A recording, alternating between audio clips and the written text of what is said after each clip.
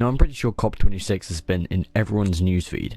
Now this year was very entertaining. It was a PR disaster for most of the world leaders. While hilarious at some points, it is also quite terrifying. There's just something so surreal about seeing world leaders act so clueless and unorganized. However, before we get into that, let's look at what COP is. A COP stands for Conference of the Parties. It was established by the UNFCCC and where world leaders meet to talk climate change. Now why is COP26 so important? COP26 is the first major test of the 2015 Paris Agreement and how to limit the rise in global average temperature well below 2 degrees Celsius. Now COP26 had a lot of press coverage. I'm sure lots of you would have seen the hilarity that occurred. For example, Boris Johnson and Joe Biden were both caught napping. Now as world leaders, you hope they pay attention to such things as, well, the future of the planet. But to be fair to Boris, he had to catch a nap. After all, the next day he had to catch a private jet and go partying with the lads.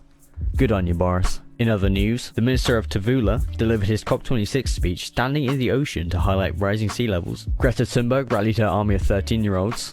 You can shove your climate crisis, you can shove your climate crisis, you can shove your climate crisis up your ass. Jeff Bezos reminded us for the 5th time that he has seen the Earth from space. I was reminded of this in July when I went into space with Blue Origin. Funny enough, launching fuel-guzzling rockets into the atmosphere means you get to give a speech at COP26.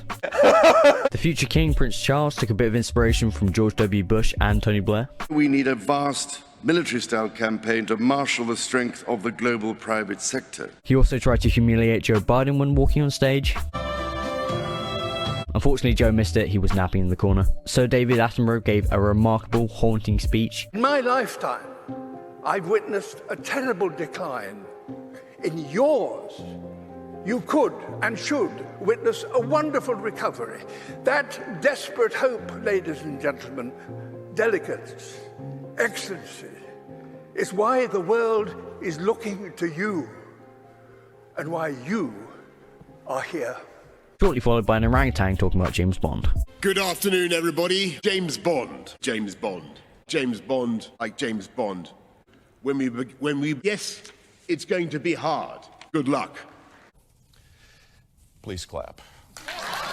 There was even a special cameo by the Queen. The leader of the Free Peoples of China, Xi Jinping, bravely told the capitalist pigs to provide support to help developing countries do better. Now let's get serious for a second. There's something slightly haunting about world leaders coming together to talk about this global catastrophe we could face in the future, and just to bumble around on stage, fall asleep, and blatantly lie. Some of the speeches were very moving. Sir David Attenborough's speech definitely stood out there. One day in the near future, you'll be able to walk outside your door and play Battlefield 2042 for free. Ladies and gentlemen, we have a lot to look forward to.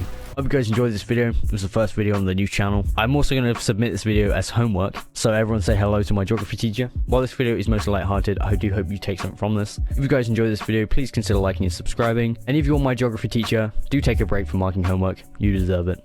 Alright, see you in the next one.